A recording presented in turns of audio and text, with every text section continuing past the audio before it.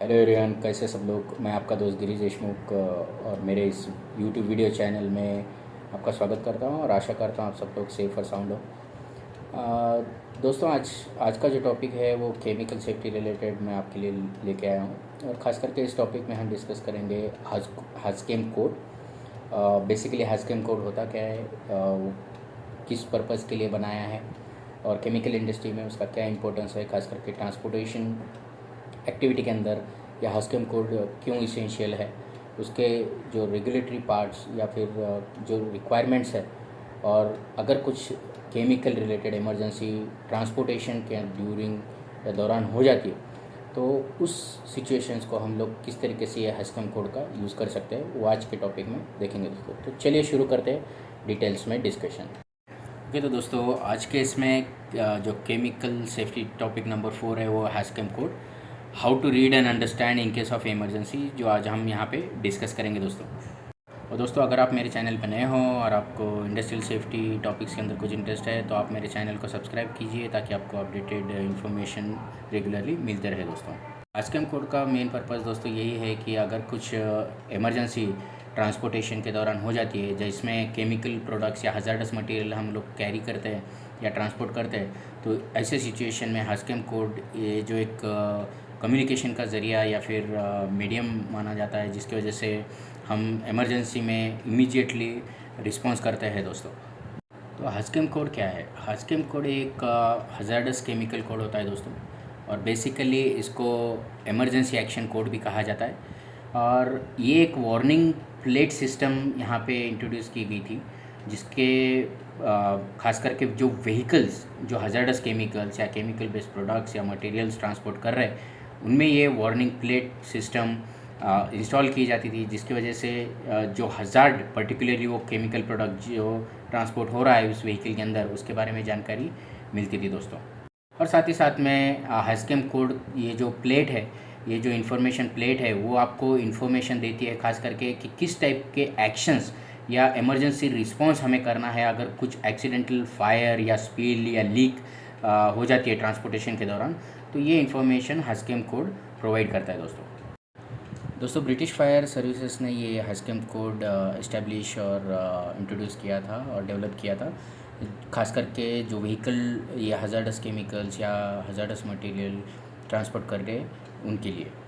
और इसी के अंदर दोस्तों सेफ्टी को कंसिडर करते हुए और हज़ार्ड कंसिडर करते हुए ट्रांसपोर्टेशन ऑफ डेंजरस गुड्स या हज़ार्डस मटेरियल, यहाँ पे कुछ रिस्पॉन्सिबिलिटीज़ ओनर या ट्रांसपोर्टर इनको भी असाइन किए गए under central motor vehicle act 1983 as well as उसके साथ में सेंट्रल मोटर व्हीकल रूल्स 1989 के तहत कुछ रिस्पॉन्सिबिलिटीज़ असाइन की गई है दोस्तों। इसमें से display of Hazchem code on vehicle those are transporting chemicals, उनके लिए यहाँ पे मैंडेटरी कर दिया गया था। और ये रूल्स के अंदर ये रिस्पॉन्सिबिलिटी है ट्रांसपोर्टर की, उसके व्हीकल के ऊपर हास्केम कोड का जो प्लेट है वो अप्रोप्रिएटली डिस्प्ले होना चाहिए और रीडेबल होना चाहिए।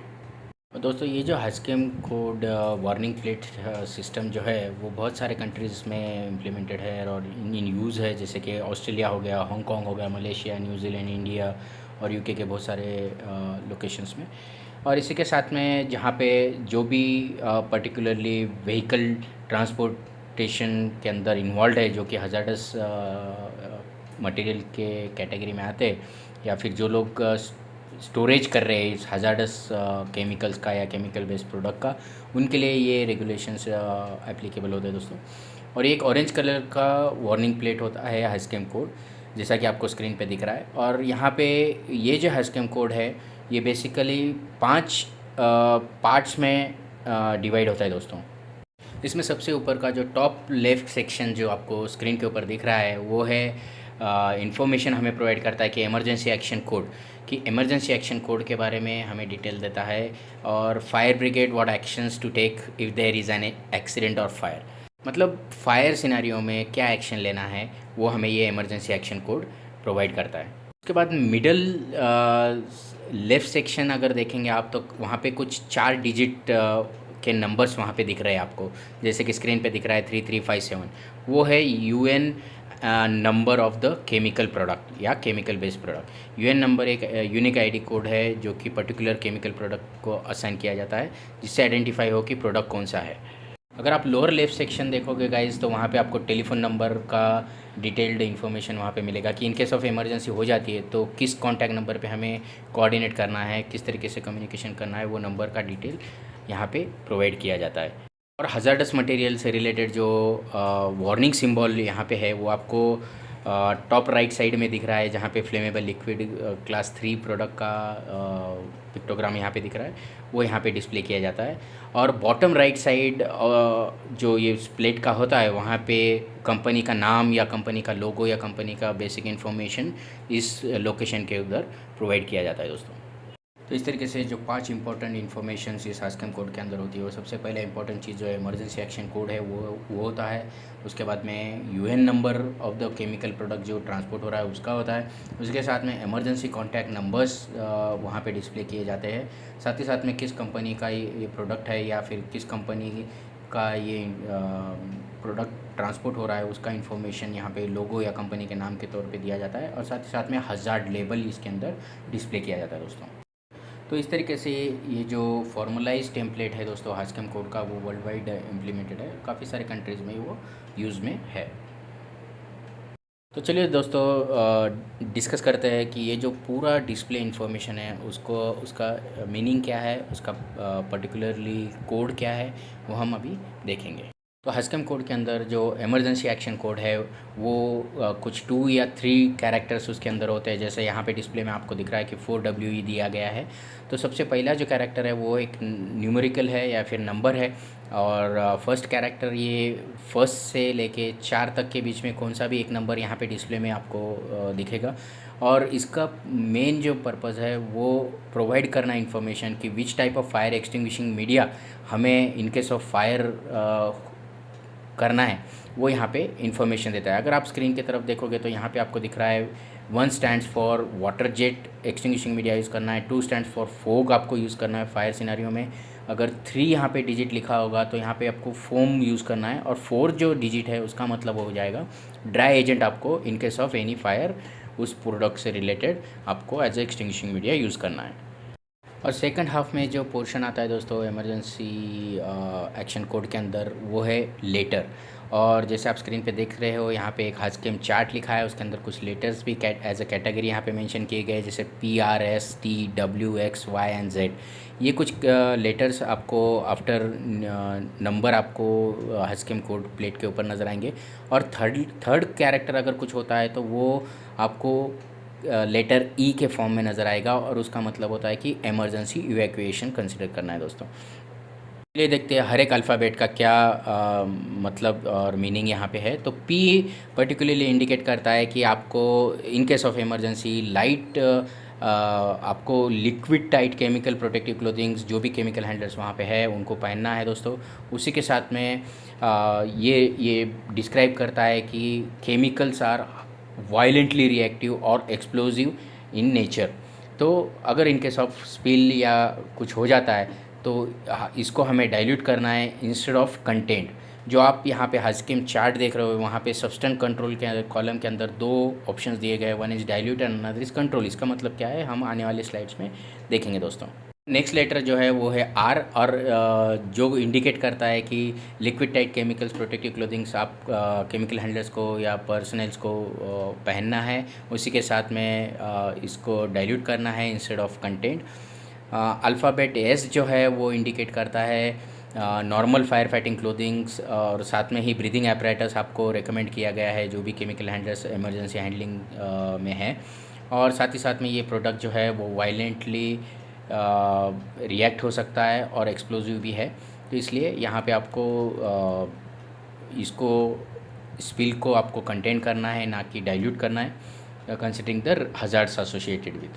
और अल्फ़ाबेट टी जो है वो इंडिकेट कर रहा है normal fire fighting clothing with breathing apparatus for emergency handlers. और ये आल्सो आपको इन्फॉर्मेशन प्रोवाइड करता है केमिकल स्पिल्स को किस तरीके से हैंडल करना है, उसको डाइल्यूट करना है इंस्टेड ऑफ कंटेन। और दोस्तों अल्फ़ाबेट डब्ल्यू इंडिकेट कर रहा है कि जो भी केमिकल हैंडलर्स है, इमरजेंसी रिस्पॉन्डर्स है, उनको liquid tight chemical protective clothing पहननी है। और साथ ही साथ में यह हमें रिप्रेजेंट करता है कि ये जो प्रोडक्ट है वो वायलेंटली रिएक्टिव है, तो इसीलिए हमें इसे डाइल्यूट नहीं करना, तो इसे कंटेन करना है किसी भी ड्रेन्स या सरफेस वाटर या ग्राउंड वाटर सोर्स में कंटेमिनेट होने से पहले। अल्फ़ाबेट एक्स जो है यहाँ पे इंडिकेट करता है लिक्विड टाइट केमिकल क्लोथिंग्स यहाँ पे इमरजेंसी रिस्पॉन्डर्स को पहनना है, और उसी के साथ में स्पिलेज एंड रन ऑफ जो है मस्ट बी कंटेंट, उसको कंटेन करना है।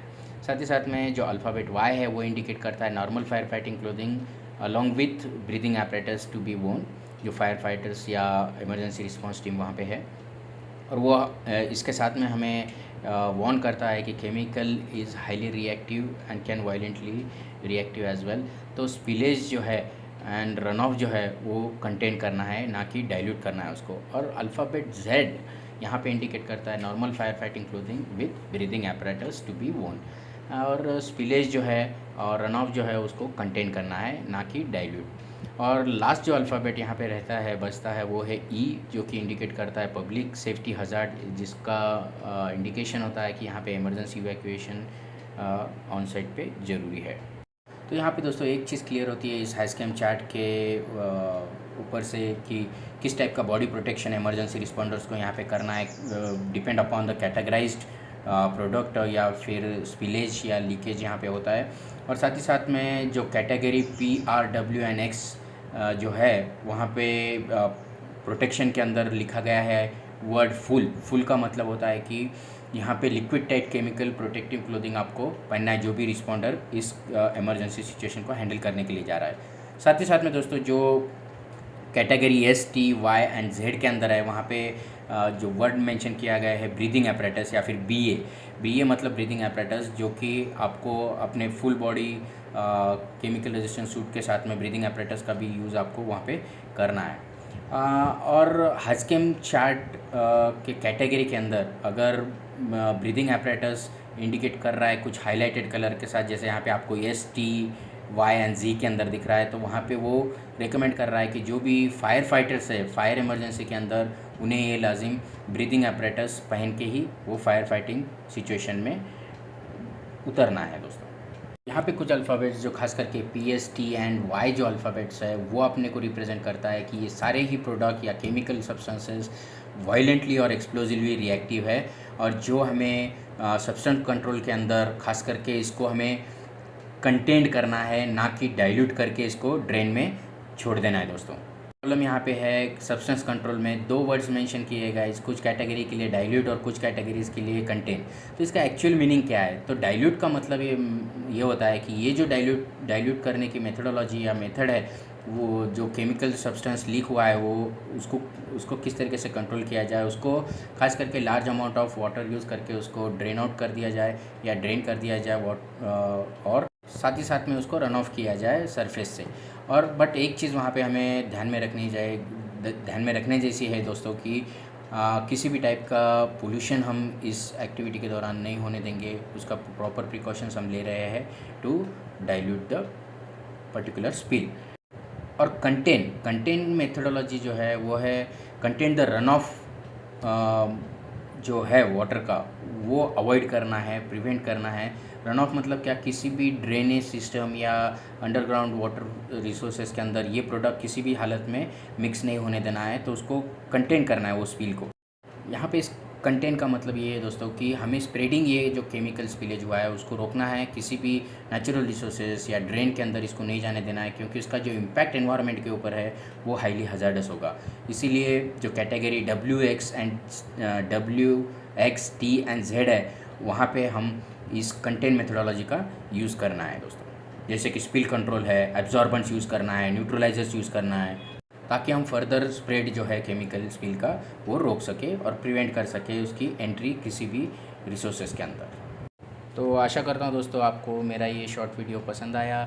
अगर पसंद आया तो लाइक कीजिए, शेयर कीजिए, और सबसे इम्पोर्टेंट चीज़ सब्सक्राइब करना ना भूले दोस्तों मेरे चैनल को, ताकि आपको अपडेट्स मिलते रहे। So thank you very much for watching and good bye.